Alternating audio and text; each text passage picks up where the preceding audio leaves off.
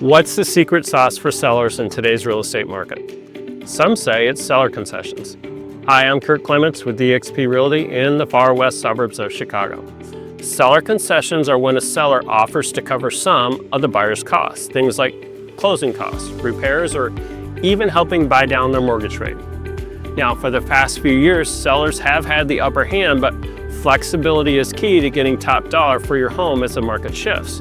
And with inventory rising, nearly 1 in 4 sellers offered a concession in 2024. Throwing in extras gives buyers peace of mind on their purchase and can also sweeten the deal.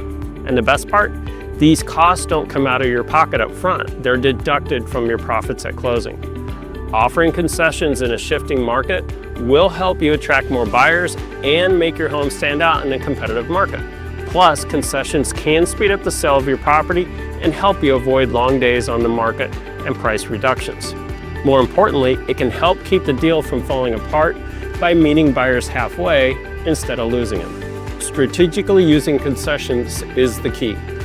Offering the right concessions at the right time can help you sell faster and for more money. The key is negotiation strategy, and that's where I come in. So if you are considering selling your home and want to earn top dollar, reach out.